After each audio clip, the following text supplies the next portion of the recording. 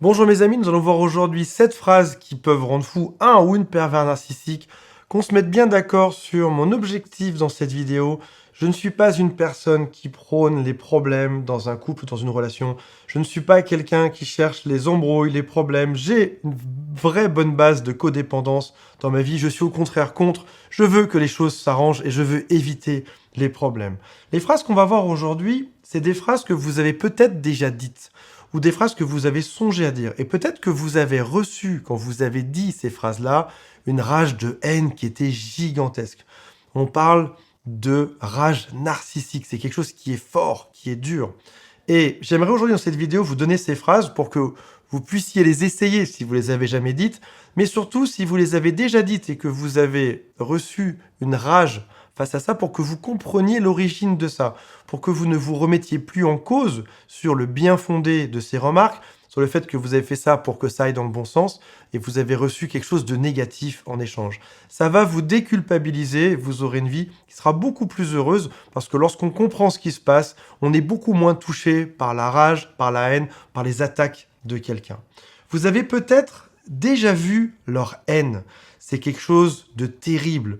C'est quelque chose qu'on ne peut pas arrêter. Ils ont un besoin de contrôle, ils ont un besoin de manipuler, et très souvent, la manipulation va de pair avec leur rage. Ils savent que vous êtes une personne qui est gentille, vous êtes une personne qui est prête à tolérer beaucoup de choses, et ils savent que s'ils montrent de la haine, de la rage ou qu'ils commencent à crier, vous allez faire attention la prochaine fois. Peut-être que vous ne direz pas ces phrases-là, peut-être que vous ne vous comporterez pas de cette manière-là. Ce qui veut donc dire que, en devenant enragé, en hurlant, vous allez malheureusement indirectement céder à leur volonté pour ne pas causer de problème. Il y a peut-être des choses dans la vie que vous adoriez faire et que vous ne faites plus parce que vous savez que ça peut rendre l'autre enragé. Pour éviter le drame, pour éviter les problèmes, vous avez dit ok, bon, c'est vrai, quand je vois tel type d'amis, mon compagnon ou ma compagne devient dingue, donc comme je veux pas de problème, je vais arrêter de les voir. Mais qu'est-ce qui se passe? C'est de la manipulation parce que du coup, vous perdez votre cercle social. Alors ça peut être sur des amis, ça peut être sur des habitudes de vie que vous aviez et que vous faites plus, ça peut être aussi sur des services que vous commencez à rendre pour pas que l'autre soit enragé, alors qu'au fond de vous, vous n'avez pas vraiment envie de rendre ces services qui vous semblent injustifiés ou qui rentrent pas exactement dans ce que vous considériez être une chose dans un couple. Donner de l'argent, donner des services, donner des efforts. Vous avez peut-être trop donné pour ne pas avoir cette rage. Donc, parfois, on a besoin de se mettre debout et de se défendre face à tout ça. Je vous donne aujourd'hui ces 7 phrases pour que vous puissiez vous mettre debout, retrouver vos droits et comprendre enfin ce qui se passe. J'en ai recensé 7, il y en a plein que j'aurais pu mettre dedans. J'en ai pris 7 qui sont assez communes et je pense que ça va vous intéresser. Je pense que vous allez peut-être même rigoler en disant ces phrases et en comprenant quels sont les mécanismes qui sont impliqués derrière et pourquoi est-ce que l'autre réagit comme ça. Avant ceci, je vous rappelle que si vous le souhaitez, vous pouvez vous abonner à la chaîne, cliquer sur je m'abonne, puis sur la cloche pour recevoir les notifications quand une vidéo sort. Il y a un quiz qui s'appelle est-ce que la personne que je suspecte d'être pervers narcissique l'est vraiment ou pas? C'est juste en dessous sur mobile ou sur smartphone, sur ordinateur, c'est extrêmement simple, c'est dans la description qui est juste en dessous. Et je vous rappelle aussi que vous êtes des ambassadeurs aujourd'hui. Je vous donne tout un tas d'informations. Je sais que les gens qui sont victimes de pervers narcissiques traînent souvent aussi avec des gens qui sont très gentils, qui sont aussi codépendants. Donc vous pourrez leur donner ces conseils. C'est à vous de jouer après. C'est à vous d'être les coachs pour les gens que vous aimez, qui sont dans votre entourage. Alors première phrase qui est très rigolote à dire, qu'on peut retrouver aussi parfois dans des thérapies de couple, quand pervers narcissique et sa victime viennent en thérapie, qu'on peut dire juste pour voir ce qui se passe, comment réagit le pervers narcissique. Cette phrase, c'est « j'aimerais que tu comprennes mon point de vue ». Dans une relation saine, quand on a deux points de vue différents, une personne a un point de vue, l'autre a un point de vue, qu'est-ce qui se passe? On est deux personnes différentes, c'est normal qu'on ait des points de vue différents sur plein de choses. On a deux points de vue, on peut confronter nos idées pour savoir qui a tort, qui a raison, et puis peut-être qu'au final, c'est pas si grave. On pense différemment, ou alors au contraire, peut-être qu'on pensait différemment, et on trouve une solution commune. C'est normal, c'est sain. On est deux personnes différentes, on avance dans le même objectif. Ce n'est pas du tout le cas d'un pervers narcissique. Le pervers narcissique, quand il vous dit quelque chose, c'est parce qu'il veut vous soumettre à ses ordres. Il veut avoir raison, il veut vous manipuler, il veut que tout tourne autour de lui. Donc, une phrase qu'on pourrait entendre typiquement en thérapie de couple face à un thérapeute, un psy, c'est le pervers narcissique qui dit « je n'ai pas besoin de ton point de vue ». Ou alors « ton point de vue, je l'ai déjà assez entendu ». Ou alors « tu te trompes systématiquement, fais-moi confiance à moi ». Ce sont des gens qui ont tellement d'insécurité en eux qu'ils ne peuvent pas écouter le point de vue de quelqu'un d'autre. Si jamais ils devaient accepter d'avoir tort sur leur point de vue, comme ils se sentent déjà extrêmement vides et qu'ils ont une très mauvaise estime d'eux-mêmes, ça veut dire qu'ils sont plus bactères. Avoir tort pour eux, ce serait perdre leur ego, ce serait accepter d'être plus bactères et ce serait encore descendre une confiance en eux qu'ils n'ont absolument pas. Une autre phrase que vous pourriez dire, c'est « Est-ce que tu penses que je suis stupide à ce point ?» Alors attention en disant cette phrase, je ne recommande pas de la dire, mais si vous êtes costaud, si vous êtes joueur, si vous voulez voir ce qui se passe vraiment, vous pouvez l'essayer. Un pervers narcissique va pousser son autorité en vous faisant croire qu'il a toujours raison et il peut même vous faire tourner en rond autour d'un sujet. Son objectif, c'est de vous emmener dans de l'argumentation logique pour vous démonter totalement. Son ring de boxe, c'est les argumentations. C'est vous faire confronter, c'est vous prouver que vous avez tort. Et parfois, ils peuvent utiliser des arguments qui n'ont absolument aucun sens. Ils vous font faire quelque chose où ils veulent vous démonter, et au moment d'argumenter, vous arrivez, vous, gentiment, avec 3 arguments logiques. Voilà, écoute, je pense que ce serait peut-être mieux pour notre enfant qu'on fasse comme ça, pour nos parents qu'on fasse comme ça, pour nos amis qu'on fasse comme ça. Qu'est-ce qu'ils vont vous répondre? Oui, mais écoute, de toute façon, tu m'as dit il y a 3 ans ça, demain tu me diras autre chose, et ta mère est comme ça, et à ton travail t'as dit ça, donc... Et ils sortent tout un tas de choses qui n'ont aucun sens. Ils attendent que vous arriviez avec de la logique. Si maintenant, plutôt que de discuter de manière logique, vous répondez juste, sans argumenter, est-ce que tu penses que je suis stupide à ce point? Ça veut dire que vous remettez totalement leur autorité en cause et en plus, vous ne vous donnez même pas la peine de rentrer sur ce fameux ring de boxe où ils vous attendent. Ils se retrouvent tout seuls avec leur gant de boxe sur le ring et vous qui passez à côté, tu fais, est-ce que je suis vraiment stupide? Est-ce que tu es vraiment stupide à ce point ou pas? La réponse est non. Mais pourquoi? Il n'y a même pas d'excuse à donner. Donc, la chose qu'ils vont vous dire, c'est toi qui es stupide, c'est moi qui te dis la vérité. T'as bien de la chance d'être avec moi. T'as bien de la chance quand je pense à la personne stupide que tu es, avec qui je sors. C'est quelque chose comme ça. Toujours par miroir. Vous savez que ce sont des constructeurs de murs, de forteresses autour d'eux pour cacher leur vide intersidéral. Et notamment, l'un de ces murs, c'est un miroir. Tout ce que vous allez dire va juste revenir contre vous parce que c'est aussi une technique pour vous déstabiliser, pour vous mettre dans le flou. À la fin, on ne sait même plus. Quand vous dites « t'es un pervers narcissique », leur réponse est « non, tu es un pervers narcissique ». Tu réfléchis, tu fais « c'est juste pas possible, je deviens dingue ». Point numéro 3, phrase numéro 3, tu as du mal à te contrôler. Ça, c'est intéressant parce que leur fonctionnement du pervers narcissique est totalement dans le contrôle de leur image, de leur ego, dans le contrôle de ce que les gens pensent d'eux, aussi dans le contrôle, dans la manipulation des gens qui sont autour d'eux. Parce qu'ils ne vont s'entourer que des gens qui vont venir leur donner des ressources narcissiques, donc leur dire qu'on les aime, leur donner des services, leur donner de l'argent, s'occuper d'eux. Ils vont même jouer la victime parfois pour qu'on s'occupe d'eux. Si jamais vous leur dites, t'as du mal à te... c'est marrant, quand ils sont dans la rage narcissique, tiens, c'est marrant, je trouve que tu as du mal à te contrôler. Ça va les rendre encore plus dingues parce que ils vont vous dire quelque chose du genre, je ne suis pas dans le contrôle, je suis juste dans l'acceptation, c'est juste toi qui me rends fou, c'est toi la source de tous mes problèmes. Dans ta tête, si tu réfléchis, tu fais, mon coco, non, ça fait 3 heures que tu es en train de me chercher sur un sujet, là tu es en train d'exploser, je ne suis pas du tout en train de chercher la bagarre, c'est toi qui as du mal à te contrôler a priori. Phrase suivante, on a déjà parlé de ça. Il y a une arme qui est vraiment très utilisée chez les pervers narcissiques, c'est le supplice de la goutte d'eau. Vous savez, hein, tu mets une goutte d'eau sur le front pendant 3 ans, tu deviens complètement dingue. C'est pas grave une goutte d'eau, c'est rien. Sauf que si on t'en met une sur le front pendant 3 ans, tu deviens fou à la fin. Et le pervers narcissique utilise beaucoup de ça. Il va répéter les mêmes arguments, répéter. Et ta famille vraiment pas terrible. Et tes amis sont nuls. Et ton poids, t'as quelques kilos de trop. Ton travail est vraiment nul. Et ta santé, t'as vraiment pas l'air en bonne santé. Et comme t'élèves tes enfants, t'élèves vraiment mal. Et il répète. Sauf que ce sont des sujets qui reviennent comme le supplice de la goutte d'eau. C'est des sujets que vous avez déjà évoqués avec eux et auxquels vous avez déjà répondu. Donc, si jamais vous n'argumentez pas et que vous dites juste « on a déjà parlé de ça », vous mettez fin à ce supplice de la goutte d'eau. Non, on a déjà parlé de ça. Une personne qui est saine, lorsqu'on lui dirait ça, elle mettrait de la distance Elle ferait 3 pas en arrière, elle réfléchirait, elle dirait c'est vrai, on a déjà parlé de ça, ouais, il faut que j'y pense. Écoute, on en reparle dans 3 heures. C'est vrai qu'on pensait différemment, il faut que j'accepte ta façon de penser, il faut que j'accepte que je pense différemment, il faut que j'accepte nos différences, et finalement, ça va bien se passer. La définition de la folie, c'est de refaire toujours la même chose, pensant qu'il y aura un résultat différent. Si à chaque fois vous montez sur le ring de boxe, lorsque le même argument, celui qui vous rend dingue, revient en permanence, ça marchera pas. On a déjà parlé de ça, ça met fin à tout. Stop.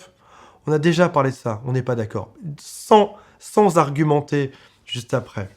Ils essayent de prendre le contrôle sur vous, ils essayent de vous faire céder, et là, pour une fois, vous reprenez le contrôle. Au passage, on est souvent dans l'acceptation de ce genre de supplice parce qu'on attend quelque chose derrière. On attend de rester en couple, on attend le bien des enfants si on est ensemble, on attend une image sociale aussi. On se dit mince, mais tout ce qu'on a créé, c'est pas pour rien, tout ce que j'ai là-dedans. Donc ils savent qu'on est coincé dedans. Ils recommenceront autant qu'ils sauront qu'on est coincé dedans. Si on montre de la distance, si on montre que finalement on s'en fiche, ça va les faire agir de manière différente.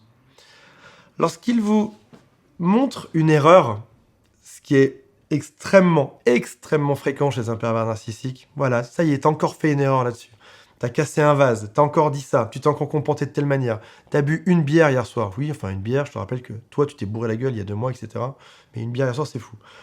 Vous pouvez leur dire, parlons de la dernière fois où toi tu as fait une erreur. Tiens Antoine, tu as fait tel type d'erreur. Ok, c'est vrai. Parlons maintenant de la dernière fois où toi tu as fait une erreur. Dans un couple sain, chacun se remet en cause.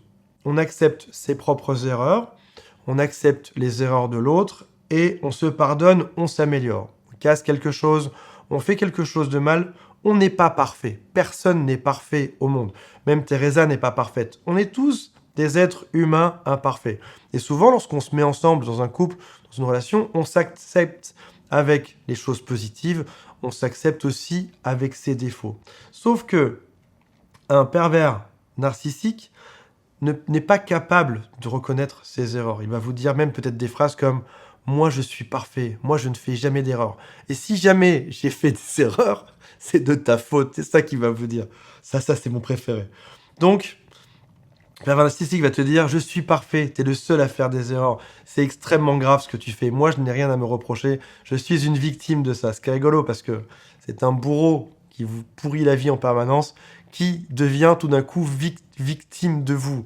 Et là, pour toi, quand tu restes trop longtemps près d'un pervers narcissique, la folie commence. Tu comprends pas. Je me fais pourrir la vie par cette personne, et pourtant, c'est moi le bourreau, c'est de ma faute, je comprends pas. Et tu te remets en cause. Parce qu'en plus, souvent, quand on est codépendant, quand on est quelqu'un de très gentil ou très empathique, on se remet en cause. C'est là que la folie, c'est là que le nuage de brouillard commence à arriver dans votre vie. Point numéro 6. Qu'est-ce qui ne va pas chez toi quand le pervers narcissique devient bizarre? Vous savez, il a des argumentations qui sont pas logiques, qui tiennent sur rien. Tu dois être comme ça parce que la loi le dit, parce que la morale sociale dit qu'il faut être comme ça, parce que ma mère le dit, parce que je le pense, parce que un père doit faire, parce qu'une mère doit faire comme ça, parce qu'un mari, une épouse doit faire comme ça. D'un coup, tu fais stop. Qu'est-ce qui va pas chez toi? Et stop. Juste pour voir ce qui se passe. De manière détachée. Dans un couple sain, que j'entends, que je vois dans mes amis, que je fais moi aussi, je peux répondre, moi par exemple, ok, j'ai déconné, c'est vrai, j'étais fatigué, j'étais stressé à cause de tels événements et ça m'est arrivé. Et je suis désolé. Tu viens de me le faire remarquer, je t'en remercie et je suis désolé. Et dans un couple sain, peut-être qu'on ne le dit pas tout de suite, peut-être qu'on se dispute, c'est pas grave. Peut-être que le lendemain ou sur le lendemain, on revient, on dit voilà, écoute, je suis désolé. Ouais, c'est vrai que j'étais chiant, ouais, j'avoue. J'ai été chiant, j'étais con, j'ai été chiant, j'ai dit ça, j'aurais pas dû et je m'en excuse, j'espère que tu m'en veux pas. Ce qui est normal. Maintenant, un pervers narcissique, à la phrase « Qu'est-ce qui ne va pas chez toi ?», ne répondra jamais « J'ai déconné »,« Jamais je suis fatigué »,« Jamais, au grand jamais, je m'excuse ». Pour faire sortir un « Je m'excuse » d'un pervers narcissique, accrochez-vous. Il y a plus de chances que vous entendiez « C'est toi qui as un problème ». Et toi, par miroir, le fameux mur miroir qui est un de leurs nombreux murs, de leur forteresse mentale. Fameux mur miroir. Non, c'est toi qui as un problème. Mon problème, c'est toi qui me rend dingue. Tu es un pervers narcissique. Vous voyez l'inversion? Et puis, ce qui est compliqué aussi quand on en parle à nos amis, pour en revenir au fameux supplice de la goutte d'eau, c'est que quand on en parle à un ami, on dit voilà, j'ai un souci dans mon couple. elle me reproche toujours telle chose dans ma vie. Toujours. Elle me parle toujours de mon travail. Ou alors elle me parle toujours de ma santé. Elle me dit ça sur ma santé. Personne va te dire, mais c'est pas très grave. Une personne qui n'a jamais vécu avec un pervers narcissique va te dire, c'est pas très grave. Il sait pas l'accumulation. Il sait pas le nombre de fois, le nombre d'occurrences où vous avez entendu cette chose chaque jour, parfois chaque heure, des reproches. Ce sont toujours des reproches qui sont sous le radar. C'est jamais un vrai reproche sorti de nulle part qui est super fort, où il te dira une grosse insulte. Non. C'est toujours des reproches sous le radar. Pas assez pour qu'on puisse s'en plaindre à quelqu'un. Si on dit c'est ça à la police ou à un ami ou à la famille, il dirait mais c'est pas grave. Ton père m'a déjà dit ça, ta mère, oui, mon copain m'a déjà dit ça, c'est pas grave. Sauf que ce que les gens savent pas quand t'as pas avec un pervers narcissique, c'est que t'as un nombre de répétitions de ça qui fait que tout d'un coup t'exploses, tu deviens fou, à force qu'on te répète ce genre de tout petits reproches en permanence. C'est quelque chose d'énorme qui se travaille dans le temps, c'est une manipulation chez le pervers narcissique qui se travaille dans le temps. C'est pas en jours, c'est pas en heures, c'est en mois, c'est en années, c'est parfois en dizaines d'années ce travail de sape. 7e point, parce que le pervers narcissique, c'est que vous êtes une personne qui va rester, qui sera fidèle, qui sera gentille, qui sera tolérante. Si on en a parlé dans ma vidéo d'hier, vous pourrez dire, je ne sais pas si je peux continuer comme ça. Et le pervers narcissique va peut-être bluffer, il va dire, oui, bah c'est ça, vas-y, pars, tu seras rien sans moi. Tu as déjà bien de la chance. Je suis la meilleure chance de ta vie de m'avoir rencontré. Et il bluffe parce qu'en réalité, il a énormément besoin, ou elle a énormément besoin de vous dans sa vie. Un pervers narcissique ne peut pas vivre seul sans avoir ses ressources narcissiques, c'est-à-dire des gens qui viennent l'aider, le glorifier, lui rendre des services, donner de l'argent, lui montrer que c'est une star, le mettre sur un piédestal. Donc, on peut penser que le pervers narcissique se met une image là, mais sans sa foule d'adorateurs, sans vous, le pervers narcissique n'est rien. Et ça va le faire stresser de savoir que vous n'êtes pas sûr de pouvoir rester là-dedans. Donc, il n'acceptera pas de perdre son ravitaillement narcissique et en vous gardant, il gagne. En lui faisant croire ou en disant réellement, je ne sais pas si je peux continuer comme ça, vous allez probablement gagner quelque chose.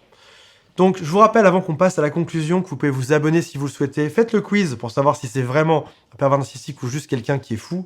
Et laissez-moi en commentaire vos histoires. Dites-moi si ça vous rappelle quelque chose que vous avez déjà vécu. J'aimerais juste remettre 2-3 choses dans leur contexte avant de terminer. La colère, c'est quelque chose de sain. S'énerver, c'est quelque chose de normal. On a dit tout à l'heure, on n'est pas des gens parfaits, bien évidemment. Sauf que nous, on a une espèce de conscience du fait qu'on n'est pas forcément toujours parfait, qu'on se trompe et on l'admet. Et c'est comme ça qu'on progresse. Là où un pervers narcissique ne peut pas progresser, ne peut pas se soigner, parce qu'il ne sera jamais capable d'accepter ses fautes, d'accepter ses erreurs, de les comprendre, de s'améliorer. Donc, lorsqu'on s'énerve, c'est normal. Après ça, on va se calmer. C'est normal aussi. Après ça, on en parle. Après ça, on n'est pas dans le déni. C'est pas toujours la même personne dans un couple qui va s'excuser. C'est une fois l'un, une fois l'autre. On agit avec maturité. Et surtout, dans un couple qui est sain, on ne garde pas quelqu'un qui est toxique. Sauf que, dans le cas de figure, couple, pervers narcissique, codépendant, le pervers narcissique a extrêmement besoin d'être toxique avec l'autre pour se faire élever sur un piédestal. Le codépendant a extrêmement besoin de quelqu'un pour vivre et pour reproduire une situation d'enfance où il est maltraité, il associe ça souvent avec de l'amour, et il va tout donner pour être aimé. Mais en réalité, quand quelque chose se passe mal, couple sain, on part, ça marche pas. Dites-vous bien que si votre pervers narcissique reste avec vous, c'est parce que il veut rendre la chose toxique. S'il était normal, il serait parti. S'il avait autant de choses à vous reprocher et que c'était vrai, en réalité, il aurait dû partir. Donc j'espère que ces vidéos vont vous permettre de retrouver de l'apaisement, de retrouver du calme. Et je vous rappelle que si jamais vous vous sentez mal dans votre vie, si jamais vous avez besoin de trouver des solutions, cherchez dans les pages jaunes, dans Google, un psychologue autour de chez vous, un psychiatre. Faites-vous accompagner, parlez-en, parlez à ses amis. C'est chouette, les amis sont une bonne source de réconfort, mais s'ils n'ont pas vécu ça, ils ne sauront pas exactement ce que vous êtes en train de vivre. Si vous avez des questions, faites le quiz. Après ça, vous verrez que vous pouvez vous abonner à ma newsletter. Dedans, j'ouvre très souvent des créneaux pour parler gratuitement aux membres de mon équipe pour trouver des pistes. Mais en tout cas, agissez, ne restez pas seul face à ce genre de situation. Salut à tous mes amis, je vous aime et on se retrouve très bientôt dans une prochaine vidéo.